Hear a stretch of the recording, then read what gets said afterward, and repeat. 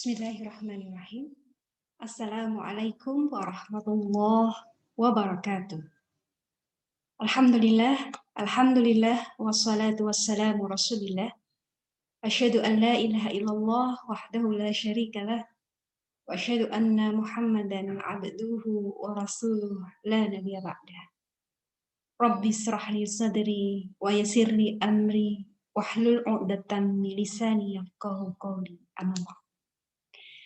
Alhamdulillah ala kulli hal, segala puji bagi Allah yang telah memberikan kita kesempatan untuk berjumpa dengan bulan Ramadan, bulan mulia yang penuh dengan rahmat dan keberkahan di dalamnya.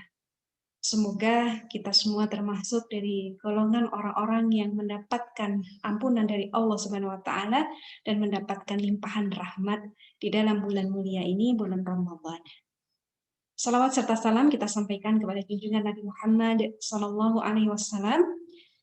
Hari ini kita kembali untuk mengkaji kehidupan beliau Rasulullah Muhammad Sallallahu Alaihi Wasallam dalam kajian Sirah Nabawiyah yang untuk edisi kali ini kita ambil edisi spesial Ramadan yang mungkin nanti akan ada beberapa kali pertemuan dengan bahasan secara khusus di bulan Ramadan. Hari ini kita mengambil tema tentang Ramadan di dalam sirah. Tentu saja kata sirah sudah pernah kita sampaikan ya bahwa sirah nabawiyah secara khusus mempelajari tentang kehidupan baginda Nabi Muhammad SAW sejak sebelum beliau lahir, yaitu di masa jahiliyah menjelang kelahiran beliau hingga kemudian wafatnya Nabi kita Nabi Muhammad SAW. Namun secara umum biasanya sirah ini digunakan untuk khusus ya biografi kehidupan Nabi Muhammad SAW dan juga para sahabat. Walaupun secara bahasa sirah ini ya secara umum tentang biografi ataupun sejarah begitu. Akan tetapi sebelum kenabian Nabi Muhammad SAW ya kisah-kisah sebelum itu disebutkan juga dengan istilah al-qasas, atau mungkin setelah generasi sahabat menyebutkan dengan tarikh ya, jadi sejarah. Jadi ada istilah-istilah yang mungkin sering digunakan untuk menyebutkan tentang peristiwa-peristiwa ataupun kejadian di masa lalu. Nah, sirah dalam Ramadan kita akan mengawalinya tentang terkait dengan perjalanan ibadah yang ada di dalam bulan Ramadan mulia ini, yaitu puasa. Ketika kita mendengar kata Ramadan, yang langsung terlintas di benak kita adalah ibadah puasa. Namun ibadah puasa Ramadan ini diwajibkan di dalam syariat Islam nanti pada saat peristiwa di tahun kedua Hijriah. Jadi 2 tahun setelah hijrahnya Nabi kita Nabi Muhammad SAW ke Madinah, baru ada perintah untuk berpuasa wajib di bulan Ramadan. Lalu sebelum-sebelumnya bagaimana?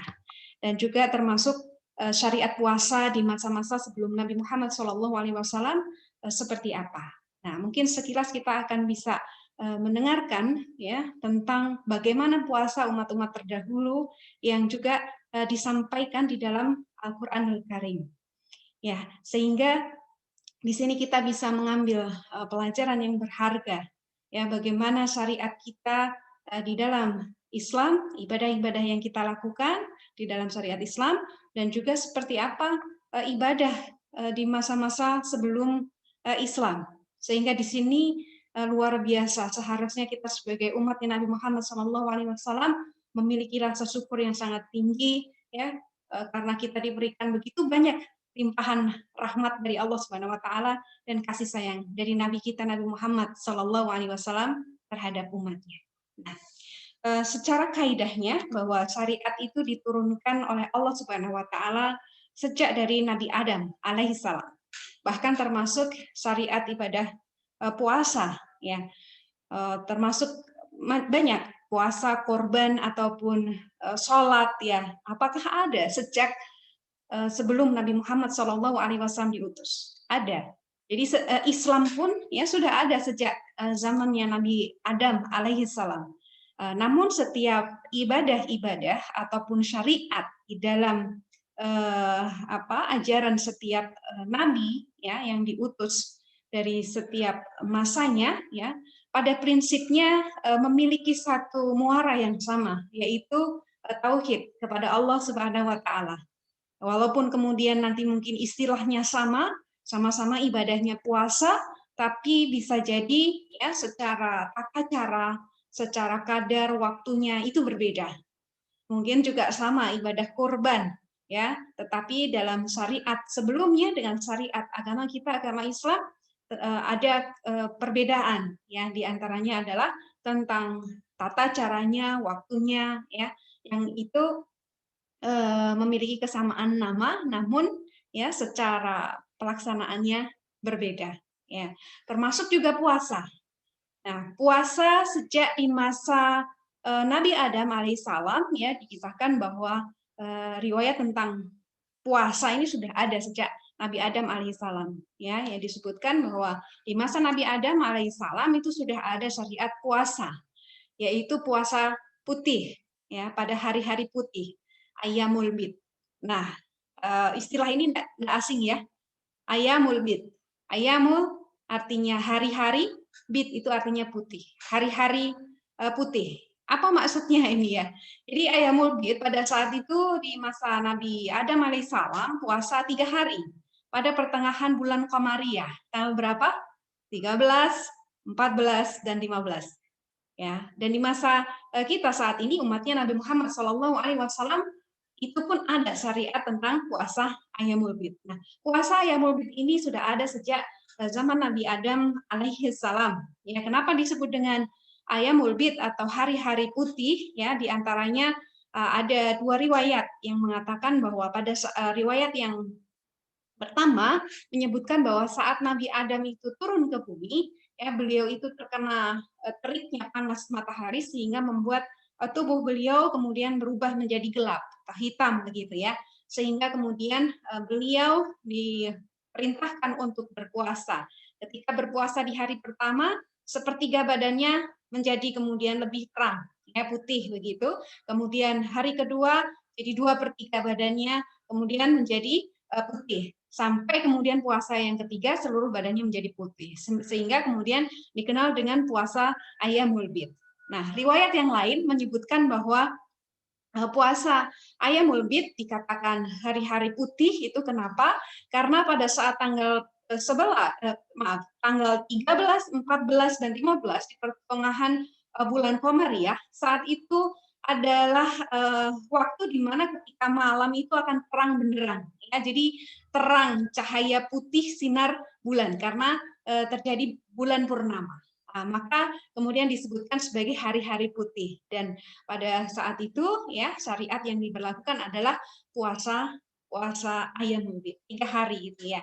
Dan di masa Rasulullah Shallallahu Alaihi Wasallam pun sebelum diperintahkan kewajiban untuk berpuasa Ramadan, Rasulullah Shallallahu Alaihi Wasallam juga melakukan puasa Ayyamul Bid. Ya, jadi puasa 3 hari di pertengahan bulan Qamariyah. Bahkan diantaranya ya puasa ini pernah ya dikisahkan dari seorang sahabat yang sangat getol sekali untuk melakukan ibadah. Siang harinya dilakukan ibadah untuk berpuasa, malam harinya dihabiskan untuk qiyamul lail, ya, dihabiskan untuk berzikir, membaca Al-Qur'an, dan tidak ada waktu untuk dunianya. Beliau adalah Abdullah bin Amr. Ketika apa yang dilakukan Abdullah bin Amr ini tanda petik ya beribadahnya sangat ekstrim ya, sehingga sampailah laporan itu kepada Rasulullah Muhammad SAW. Ketika Nabi Muhammad SAW mendapati kabar seperti itu, beliau mengkonfirmasi kepada Abdullah bin Amr, mengatakan bahwa aku dengar engkau melakukan puasa terus-menerus begitu ya. Abdullah ini mengatakan bahwa ya Rasulullah, saya ini masih kuat gitu ya, karena kondisi saat itu ya fisiknya masih mendukung, ya usianya masih muda, semangatnya luar biasa, sehingga beliau merasa kurang kalau kemudian melakukan puasa hanya beberapa hari saja ya, sehingga beliau ingin terus-menerus melakukan puasa di siang hari, melakukan qiyamul lail di malam hari, berzikir dan membaca Al-Qur'an. Nah, tetapi Rasulullah Shallallahu Alaihi Wasallam mengatakan kepada Abdullah, ya janganlah puasa terus-menerus, Ya, tidak boleh puasa setiap hari seperti itu. Kemudian Rasulullah Shallallahu Alaihi Wasallam mengatakan puasalah 2 hari dalam sepekan, hari Senin dan Kamis. Jadi puasa sunnah Senin dan Kamis itu ya, sehingga tidak setiap hari puasa, tetapi dalam sepekan ada hari-hari khusus, yaitu hari Senin dan Kamis untuk kemudian berpuasa. Abdullah bin Amr mengatakan bahwa itu kurang, tidak cukup ya Rasulullah, aku masih kuat gitu ya.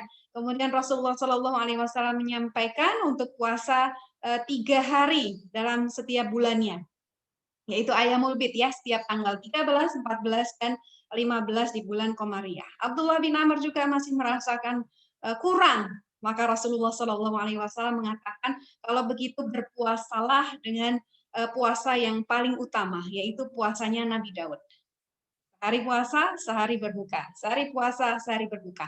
Ini juga menunjukkan kepada kita bahwa ternyata syariat puasa juga sudah ada ya di masa Nabi Daud. Mulai dari Nabi Adam, Nabi Nuh, kemudian nabi-nabi yang lain, bahkan sampai kepada Nabi Adam, Nabi Daud alaihi salam, yaitu puasa yang paling utama. Sehari puasa, sehari berbuka. Tidak terus-menerus. Rasulullah Shallallahu Alaihi Wasallam melarang sahabat untuk berpuasa setiap hari terus-menerus. Itu tidak diperbolehkan. Walaupun ya bagi diri Rasulullah Shallallahu Alaihi Wasallam ada hal yang khusus berlaku untuk Rasulullah, tidak berlaku untuk umatnya. Di antaranya adalah puasa yang nerus seperti itu.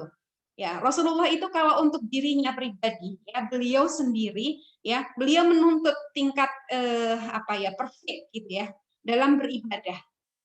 Ya, tetapi ketika berkaitan dengan ibadah untuk atau syariat untuk umatnya, beliau memilihkan yang paling ringan.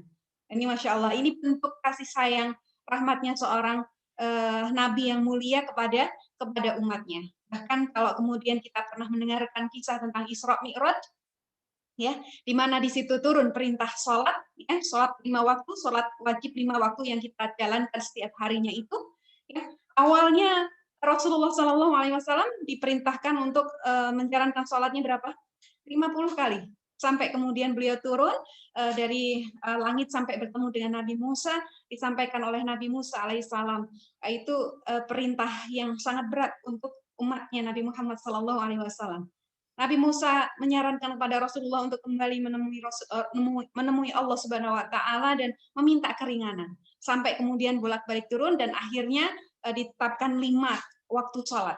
5 waktu sholat. Sampai Rasulullah pun merasa malu ya, harus bolak-balik untuk meminta keringanan kepada Allah Subhanahu wa taala ya untuk umatnya.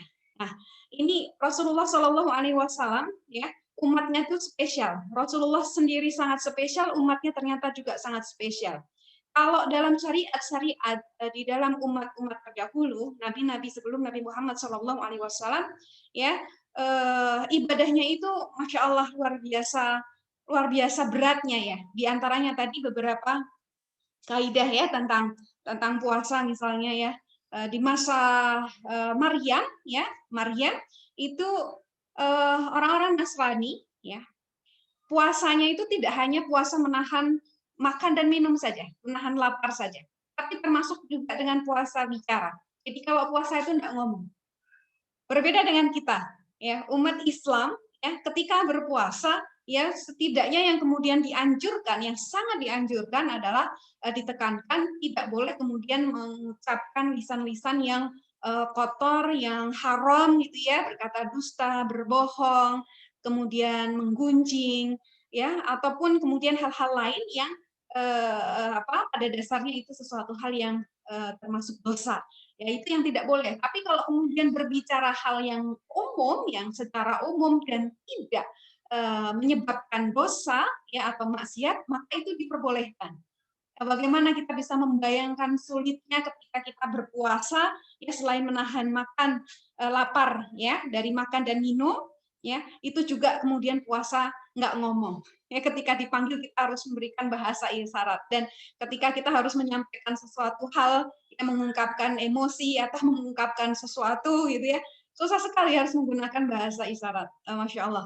Nah ini menjadi satu bagian dari keringanan untuk umatnya Nabi Muhammad Shallallahu Alaihi Wasallam dibandingkan dengan ibadah yang dilakukan oleh umat-umat terdahulu. Kalau kemudian kita melihat di ayat Al-Qur'an yang menyebutkan tentang puasa, ya, tentu ini ayat-ayat yang sudah cukup sering kita dengarkan ya, di Al-Baqarah dari ayat 183 sampai nanti di 187 itu masih berkaitan tentang puasa ya, bahwa kita diwajibkan, umatnya Nabi Muhammad SAW ini diwajibkan berpuasa ya, seperti halnya ya umat-umat sebelumnya juga diwajibkan. Dan ini juga memberikan informasi kepada kita bahwa umat-umat sebelum umatnya Nabi Muhammad SAW juga memiliki syariat ya untuk berpuasa. Bahkan kemudian puasa mereka itu juga tingkat kesulitannya cukup tinggi, di mana ketika mereka itu mulai berpuasa adalah sejak mereka bangun dari tidur. Jadi bangun itu langsung puasa, sudah tidak boleh makan minum ataupun kemudian bercampur suami istri, sudah tidak boleh. Sedangkan di dalam syariat kita diberikan kemudahan untuk kemudian bangun, kemudian sahur, baru setelah kemudian fajar subuh gitu ya, sampai dengan maghrib kita berpuasa dan setelah itu bisa berbuka. Kalau di masa sebelum Islam, ya puasa itu dilakukan bangun tidur langsung puasa, kemudian nanti berbukanya tuh menjelang Isya, ya. Di waktu Isya itu baru berbuka, ya. Bahkan kemudian kalau tertidur ya dan melewati waktu berbuka di waktu Isya tadi, ya kemudian terbangun, maka dia tidak boleh lagi untuk makan dan minum, dan dia harus kemudian melanjutkan puasanya. Ya, maka pernah juga di dalam perjalanan atau tahapan perintah puasa ini, termasuk untuk puasa dalam syariat Islam, di awal-awal Islam, ya puasa yang kemudian diperintahkan adalah Ayyamul Bid dan juga puasa Asyura. Sebelum kemudian ada puasa wajib di bulan Ramadan, maka Asyura itu termasuk juga puasa yang wajib, ya wajib dilakukan. Tapi setelah kemudian ada puasa Ramadan, maka itu sudah tidak lagi menjadi satu kewajiban, ya, tetapi hukumnya menjadi sunnah, ya, menjadi sunnah. Sehingga pada saat itu ketika Rasulullah SAW hijrah ke Madinah dan mendapati orang-orang ahli kitab, orang-orang Yahudi yang mereka juga berpuasa di tanggal 10 Muharram, puasa Asyura, ya, ini ditanyakan kepada mereka, apa yang kalian lakukan? Oh, mereka puasa. Mengapa kemudian harus berpuasa di hari itu? Orang-orang Yahudi menceritakan bahwa mereka berpuasa pada tanggal 10 bulan Al-Muharram itu dikarenakan pada hari itu, di tanggal 10 Al-Muharram, Allah Subhanahu wa taala telah menyelamatkan Nabi Musa dan Bani Israel, ya, dari siapa? Dari kejaran Firaun. Ya, dan kemudian ada di kisah yang lain ya, pada tanggal 10 Al-Muharram itu juga di mana di hari di mana Nabi Yunus ya diselamatkan dari gelapnya perut ikan paus ya. Nah, ini Rasulullah Shallallahu Alaihi Wasallam ya mengetahui bahwa orang-orang Yahudi juga berpuasa pada tanggal 10 Al-Muharram ya, pada hari Asyura tadi. Rasulullah mengatakan bahwa kita lebih berhak ya terhadap Musa. Jadi kita ini sebetulnya yang lebih pantas untuk kemudian berpuasa pada tanggal 10 bulan Al-Muharram. Maka Rasulullah Shallallahu Alaihi Wasallam pernah mengatakan bahwa untuk menyelisihi ya dengan orang-orang Yahudi ya, jika tahun depan ya masih bertemu dengan bulan Al-Muharram, maka beliau akan berpuasa ditambah dengan tanggal 9 ya, ditambah dengan tanggal 9 Al-Muharramnya gitu. Tetapi qadarullah Rasulullah Shallallahu Alaihi Wasallam tidak menjumpai bulan Al-Muharram di tahun berikutnya ya, sehingga beliau tidak melaksanakan itu. Nah, itu tadi adalah beberapa puasa yang kemudian disyariatkan sebelum masa Nabi Muhammad SAW dan juga dilaksanakan oleh Rasulullah SAW dengan para sahabat sebelum kemudian puasa Ramadan diwajibkan. Ya, sebelumnya hukumnya wajib, kemudian ketika Ramadan diwajibkan berpuasa wajib, ya makanya kemudian berubah status hukumnya ya menjadi sunnah. Nah, itu di antara puasa-puasa pada kaum terdahulu, dan ada beberapa riwayat yang lain juga ya, di kaum Bani Israel itu juga ada yang puasanya itu tidak boleh makan daging atau sesuatu yang berasal dari olahan daging. Kemudian ada juga yang kemudian puasa untuk tidak makan sesuatu yang bernyawa atau yang berasal dari sesuatu yang bernyawa. Nah, itu macam-macam ya. Ya, kita tidak perlu mendalami itu, hanya cukup kita mengetahui bahwa syariat puasa ini sudah ada sejak di masa Nabi Adam dengan tata caranya dan waktunya seperti itu. Nah, pada saat kaum muslimin yang diperintahkan untuk puasa Ramadan, ini pun ada tahapannya. Ya, tahapannya seperti apa? Kita tahu bahwa pembahasan kita tentang perang Badar, kita juga sudah menyampaikan peristiwa-peristiwa penting yang terjadi pada tahun 2 Hijriah. Salah satunya adalah perintah puasa Ramadan. Nah, ketika perintah puasa Ramadan ini turun, kaum muslimin diwajibkan untuk berpuasa di bulan Ramadan. Di mana puasanya itu untuk awal-awal ini, awal-awal perintah puasa Ramadan itu ada beberapa hal yang berbeda dengan puasa yang kita lakukan sekarang. Ya, pada saat itu puasa yang disyariatkan di bulan Ramadan ya, puasa ketika bangun dari tidur ya, sudah berpuasa sampai kemudian bukanya menjelang Isya. Maka ini sama dengan puasa kaum terdahulu ya. Nah, suatu ketika ada seorang sahabat Ansor ini memiliki pekerjaan gitu ya. Keseharian aktivitasnya adalah bekerja di ladang. Bisa dibayangkan pekerjaan di ladang itu membutuhkan energi yang sangat luar biasa, menguras tenaga gitu ya.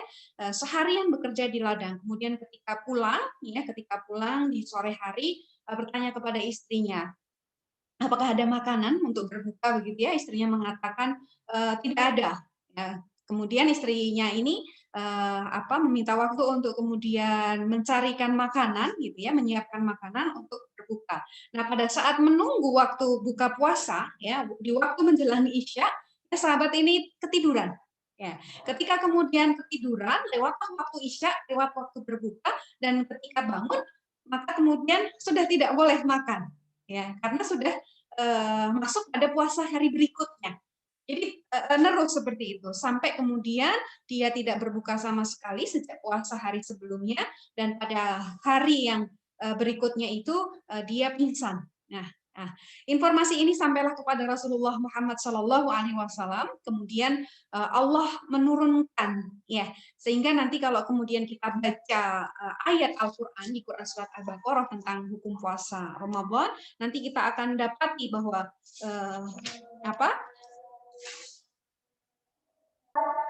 dalam Quran surat Al-Baqarah di ayat 187-nya ya setelah perintah puasa Ramadan ya diwajibkan, ya saya bacakan artinya, dihalalkan bagimu pada malam hari puasa bercampur dengan istrimu, mereka adalah pakaian bagimu dan kamu adalah pakaian bagi mereka. Allah mengetahui bahwa kamu tidak dapat menahan dirimu sendiri, tetapi Dia menerima tobatmu dan memaafkan kamu. Ini ada terkait juga dengan peristiwa di dalam puasa Ramadan pada masa awal-awal perintah puasa Ramadan diwajibkan.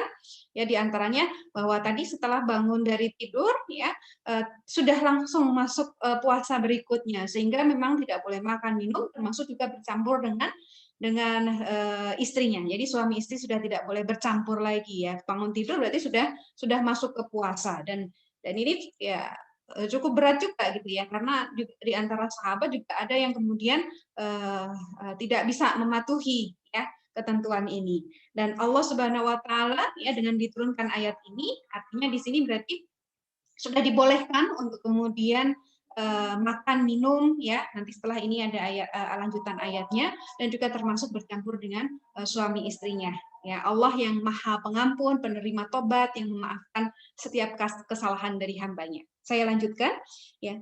Maka sekarang campurilah mereka dan carilah apa yang telah ditetapkan Allah bagimu. Ini yang tadi ya.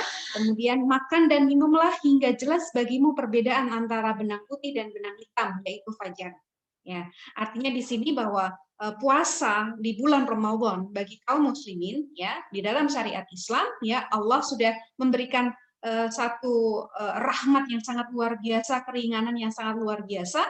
Maka seperti halnya Ramadan, puasa Ramadan yang kita lakukan saat ini ya ketika kita puasanya setelah waktu sahur, kemudian ketika ada perbedaan ini ya antara benang putih dengan benang merah, maksudnya adalah di waktu fajar, mulai puasanya adalah setelah terbit fajar sampai kemudian terbenam matahari ya sampai maghrib. Jadi bukan dari buka apa puasanya bangun tidur sampai kemudian Isya sudah puasa lagi muter seperti itu. Tidak, tetapi kita mendapatkan begitu banyak keringanan. Ya, setelah maghrib itu boleh makan, minum, ya suami istri pun juga boleh bercampur sampai kemudian nanti tiba waktu fajar di hari berikutnya, ya di waktu berikutnya, ya barulah kemudian berpuasa lagi di siang harinya seperti itu. Artinya ini adalah satu rahmat yang sangat luar biasa bagi umatnya Nabi Muhammad SAW yang tidak pernah didapatkan oleh umat-umat terdahulu. Ya. Kemudian ayat ini masih ayat 187 ya lanjutannya. Kemudian sempurnakanlah puasa sampai datang malam ya maghrib tadi ya. Tetapi jangan kamu campuri mereka ketika kamu beriktikaf ya. Selanjutnya seperti ini iktikaf di dalam masjid. Itulah ketentuan Allah maka janganlah kamu mendekatinya. Demikianlah Allah menerangkan ayat-ayatnya kepada manusia agar mereka bertakwa. Ya, Masya Allah begitu luar biasanya ya kemudahan-kemudahan yang diberikan oleh umatnya Nabi Muhammad SAW dalam beribadah. Dan perlu kita ketahui bahwa selain keringanan yang diberikan kepada umatnya Nabi Muhammad SAW ini kan sesuatu hal yang sangat istimewa, ini spesial, gitu ya. Ini bentuk dari rahmat Allah Subhanahu Wa Taala, kasih sayang Rasulullah SAW juga kepada umatnya, ya. Walaupun ya ibadahnya itu lebih ringan hitungannya, tidak seperti ibadah-ibadah yang dilakukan oleh umat-umat terdahulu, akan tetapi nilai atau bobotnya itu sama. Ya, kurang apa lagi gitu ya rahmatnya Allah kepada kita, sayangnya Allah Subhanahu Wa Taala kepada umatnya Nabi Muhammad SAW. Ya seperti yang saya contohkan tadi di awal. Ya, bahwa ketika perintah sholat wajib 5 waktu ya pada peristiwa Isra Mi'raj ya 5 kali sholat wajib ya akan tetapi nilai atau bobot pahalanya itu setara dengan 50 karena setiap satu kebaikan ya satu ibadah itu senilai 10 pahala 10 kebaikan. Jadi kalau 5 dikalikan 10 berarti sudah 50. Padahal melakukan ibadahnya hanya 5 waktu, tapi nilai atau bobot ibadahnya setara dengan yang 50 kali. Seperti itu. Ya tidak hanya sholat saja, termasuk puasa. Ya, ketika di dalam syariat kaum terdahulu puasa ayyamul bid itu 3 hari gitu ya. 3 hari di mana di dalam syariat agama kita di umatnya Nabi Muhammad SAW ya puasa ayyamul bid ini kan termasuk sunnah. Tapi kalau kemudian kita melakukan puasa ini rutin setiap bulannya di pertengahan bulan Qamariyah 3 hari tanggal 13, 14 dan 15 ya. Satu harinya itu setara dengan berapa kalau dikalikan 10? Berarti 10 hari. Kalau 3 hari berarti 30 hari. Artinya kita puasa dalam satu bulan itu hanya 3 hari saja. 3 hari itu ya ayyamul bid itu berarti itu setara dengan kita berpuasa pahalanya seperti kita berpuasa selama 1 bulan. Bayangkan kalau kemudian kita puasa ayyamul bidnya itu setiap bulannya. Jadi 3 hari, 3 hari, 3 hari kali 12 bulan. Maka itu sudah genap satu tahun. Jadi kalau kita puasa ayyamul bid rutin setiap bulan selama 3 hari setiap bulannya itu seperti kita mendapatkan pahala berpuasa selama 1 tahun. Masya Allah, itu luar biasanya ya rahmat yang diberikan Allah Subhanahu Wa Taala kepada kita umatnya Nabi Muhammad SAW, sehingga bisa menjadi pelajaran untuk kita semuanya. Setelah kemudian puasa Ramadan yang sudah diwajibkan tadi dan turun ayat yang 187 tadi, puasa yang dilakukan oleh Rasulullah SAW dan para sahabat di masa itu sama seperti halnya ya puasa yang sedang kita lakukan saat ini. Tidak lagi seperti ketentuan, aturan dan waktu di atau tata cara dengan umat-umat yang terdahulu ya yang puasanya sangat berat sekali gitu kalau dirasakan. Bahkan untuk puasa yang kita lakukan sekarang ini saja masih ada orang yang kemudian mengatakan berat karena tidak pernah mengetahui pembandingnya. Kalau kemudian tidak mengerti pembandingnya ya mungkin rasanya berat gitu ya karena dibandingkan dengan hari-hari yang tidak biasanya puasa gitu ya. Tapi kalau kemudian kita mengetahui bagaimana beratnya syariat ibadah kaum terdahulu ya kita akan menjadi lebih bersyukur bahwa ibadah yang kita lakukan saat ini jauh-jauh sangat lebih ringan ya dibandingkan ibadahnya mereka dan ini bagian dari rahmat Allah Subhanahu Wa Taala karena bobot pahalanya itu tidak dikurangi sama sekali bahkan bobot pahalanya itu sangat besar Ya, ini menjadi pelajaran untuk kita semuanya agar kita kemudian terus bersyukur ya, cara mensyukurinya ya karena kita diberikan begitu banyak keringanan maka lakukanlah yang terbaik, lakukanlah yang maksimal ya ini fastabiqul khairat ya kita juga berlomba-lomba dalam ibadah. Walaupun kemudian kita diringankan tapi kita juga tidak mau kalah dengan umat-umat terdahulu yang getol di dalam beribadah ya sesuai dengan syariatnya masing-masing di masanya. Mungkin itu dulu yang bisa saya sampaikan terkait dengan Ramadan di dalam sirah. Insya Allah di pertemuan selanjutnya kita akan membahas peristiwa-peristiwa besar yang terjadi sepanjang bulan Ramadan sampai dengan wafatnya Nabi Muhammad SAW. Jadi Ramadan di dalam Ramadan artinya puasa Ramadan ya di dalam sirah nabawiyah di dalam kehidupan Rasulullah SAW ini tidak panjang, hanya sekitar 9 kali Ramadan saja Rasulullah Shallallahu Alaihi Wasallam menjumpai puasa Ramadan dan di situ di bulan-bulan Ramadan setiap tahunnya sepanjang kehidupan Rasulullah Shallallahu Alaihi Wasallam ternyata juga kita dapati ada peristiwa-peristiwa yang sangat penting yang di sini kita bisa mengambil hikmah dan pelajaran darinya. Insya Allah kita diberikan kesempatan kembali ya mudah-mudahan Allah berikan kita kesehatan, kemudahan urusan kita, diberikan kelonggaran waktu ya dan kemudian kita masih diberikan istiqomah untuk terus kemudian belajar bersama tentang sirah nabawiyah. Baik itu saja yang bisa saya sampaikan, kita cukupkan dengan hamdalah. Alhamdulillahirabbil alamin. Astaghfirullah wa atubu ilaih. Astaghfirullah wa atubu ilaih. Astaghfirullah wa atubu ilaih. Kita tutup dengan kafaratul majlis. Subhanakallahumma wa bihamdika asyhadu an la ilaha illa anta astaghfiruka wa atubu ilaih. Barakallahu fikum, jazakumullahu khairan katsira. Wassalamualaikum warahmatullahi wabarakatuh.